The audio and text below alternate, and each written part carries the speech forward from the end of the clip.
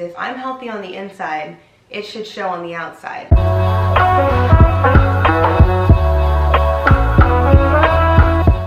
Hello everybody, welcome back to the channel. If you are new here, my name is Shay, and like I said in my previous video, I pretty much talk about whatever it is that I want to talk about on my channel. But I am starting a new series, kind of branching out from my breast implant illness videos that started my channel. So this one is a huge one. It's been a long time coming. I talked about it in my previous video. I'll link that one above. And I'm so excited for this next journey, and that is with a naturopathic doctor. Finally, I have branched out and just decided it was time to stop believing all the conventional doctors. I'm currently active duty in the Air Force, so TRICARE provides doctors for us. They're on base. They're great until they're not.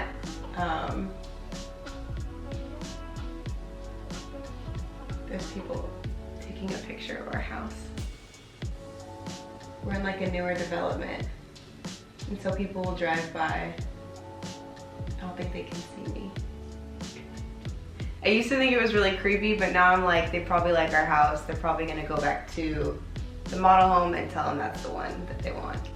So back to what I was saying, I'm starting my journey with a naturopathic doctor. She's here in Washington, DC.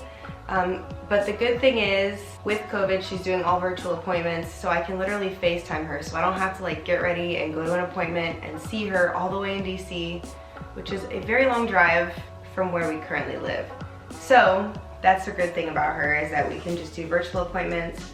All the prescriptions or supplements that she recommends for me, I can find them on an app. I'll discuss that a little bit later. And yeah, so the journey is going really good. I'm about 3 weeks in, and I'm already on my supplemental plan. We've already done a bunch of lab tests, but that's what I'm gonna dive into a little bit later. So let's get this video started.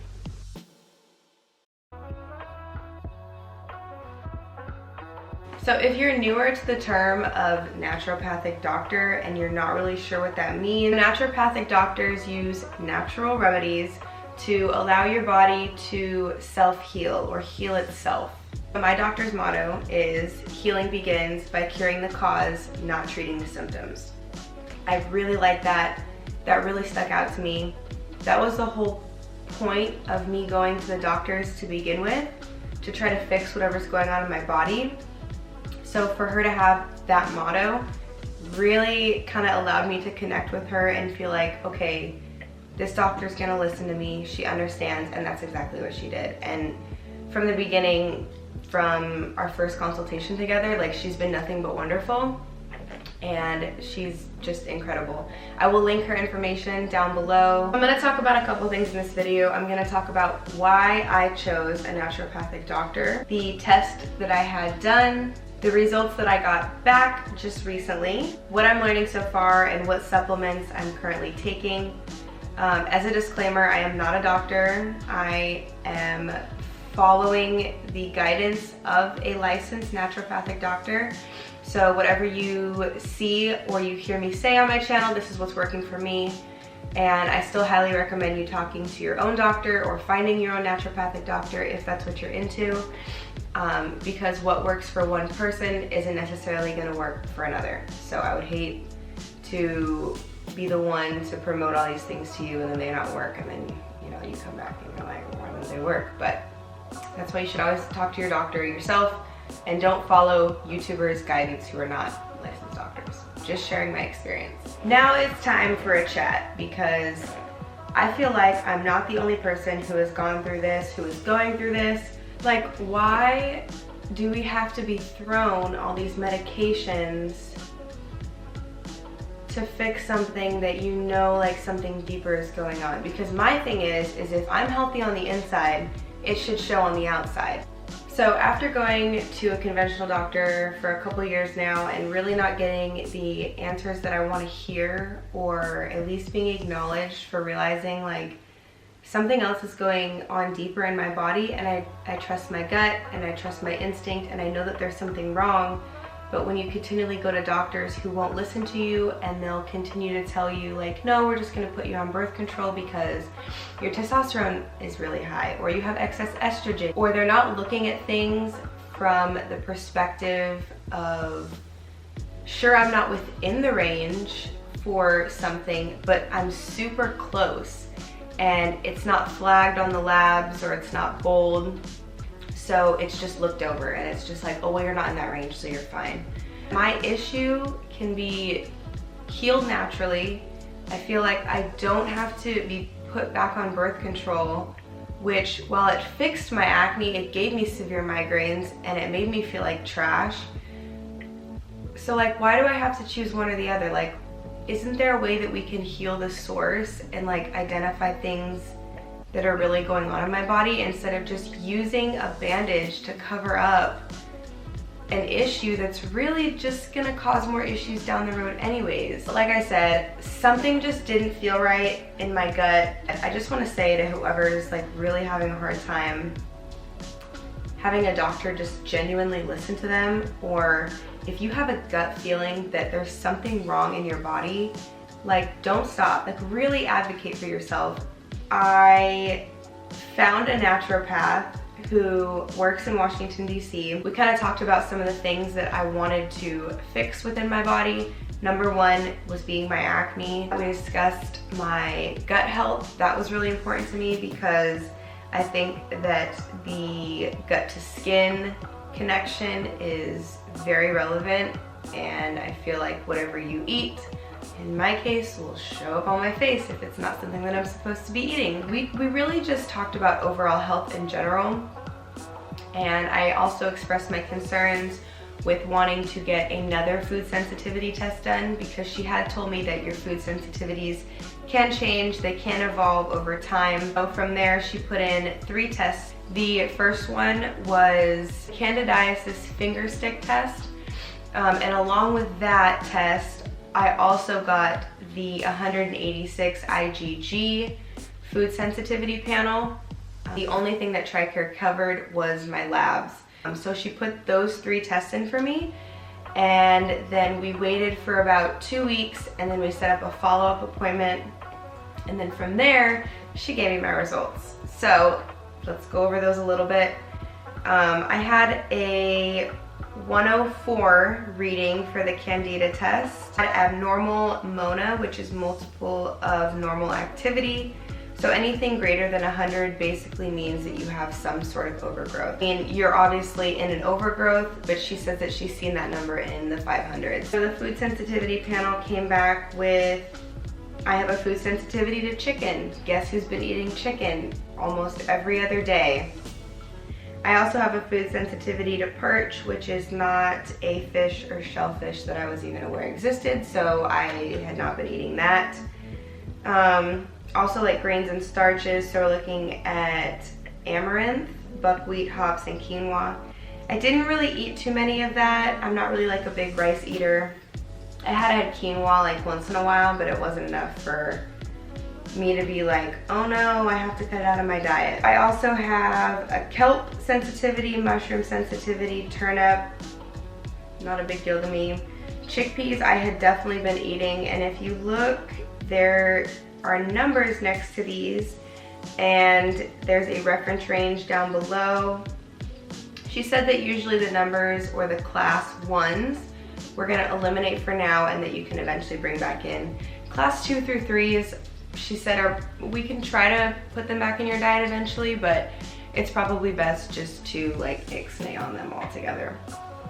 So I've been definitely eating chickpeas in my salads. I love chickpeas. I'd get them, I'd eat them like for falafels, like if we went to Kava, or I just put them in my salad. Green peas, lentils, soybeans, not really a big issue for me. I knew that I was sensitive to egg whites, so I had not been eating egg whites, so that was still a concern for me. Something that is insane to me is if you look down at the bottom where all of the dairy is, I have no sensitivity. None. I've been dairy free for almost a year and a half. and there was no reason for me to be. I reincorporated dairy back into my diet, and it's been so nice. It's been so fun. I've just really been exploring and like eating all the dairy things, and I feel fine. I'm doing great. I don't have any stomach issues. I feel normal. So yeah, pretty much everything else that's on here I didn't really eat, minus all the nuts. Do you see in the top right corner like how many nuts I have a sensitivity to? I was eating almonds, I was eating cashews daily, I was eating pistachios daily, walnuts. So now that I know they're cut out of my diet, I am incorporating different types of seeds and nuts. So I do eat flax seeds, chia seeds in the morning, and pecans, I do eat those. So it's just good to get one of these panels, because then you can feel more confident in knowing what your food's sensitive to. The final thing that I got tested on was a complete blood count, like a full panel lab. So we're looking at the bun creatine ratio.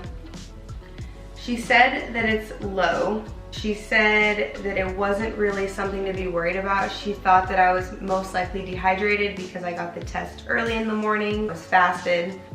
We have high red blood cells and MCH, which is low. She said not really to worry about those aren't a big deal, but there are a couple other things that I need to worry about, and that is on the next page, which is my testosterone. So as you can see, my testosterone is within normal range. My free testosterone, however, is not. It's high. We have a 5.5. So she basically told me that this is an issue, but paired with my high A1C, which is basically like my blood sugar level, that can be paired together and create havoc and eventually lead to PCOS. I took that very seriously. She said that my A1C, if you look at the range, it's a 4.8 and a 5.6. So I'm at the 5.6. It's not flagged because it's within the range.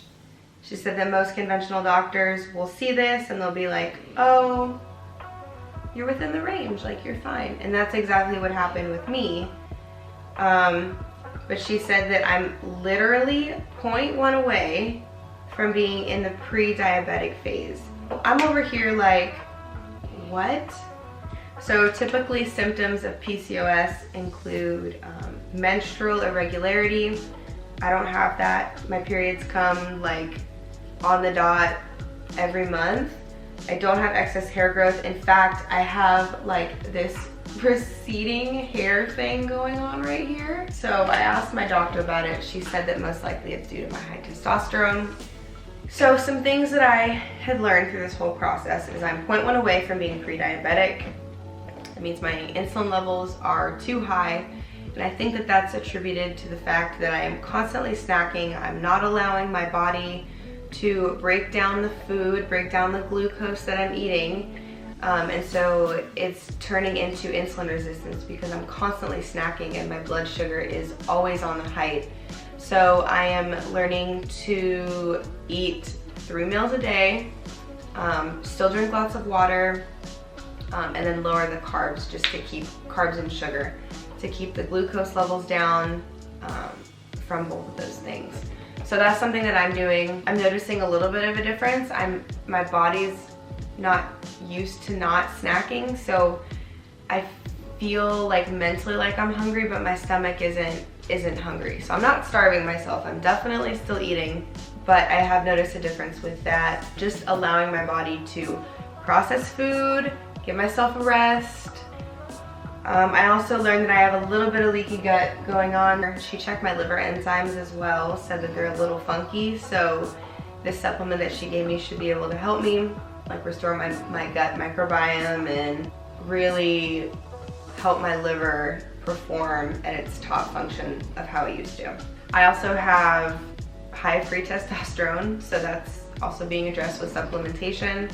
Excess estrogen, I have a small candida overgrowth in my body, and I have new and different food sensitivities. So like I said, your food sensitivities can change, they can evolve. Definitely recommend getting that tested. So something that I've already learned out of this process is to have a greater appreciation for my body, because my body's been put through a lot of experimentation with supplements, a lot of food depletion, probably a lot of like mineral and nutrient depletion, just because I didn't really know what I was doing before I talked to my naturopathic doctor. I really was just guessing.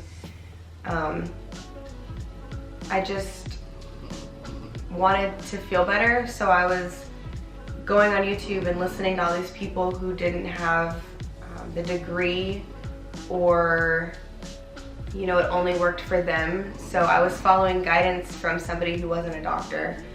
So since then I've kind of ceased from watching those videos. I'll watch them here and there just to hear like update stories, but for the most part, if I'm gonna listen to somebody, it needs to be a licensed physician. I really feel like if I'm going to spend that money, it should be on something that my body needs and not just like me guessing, because ultimately it's wasting your money and you could be putting your body at harm. So just get a doctor, it's just easier. I know it's gonna be more expensive, I know that, but I feel like health is a #1 priority. Even said that she's really glad that we caught this early. This could have progressed into PCOS, because even though I did get the scans done, I don't have any cysts on my ovaries, it can progress into that.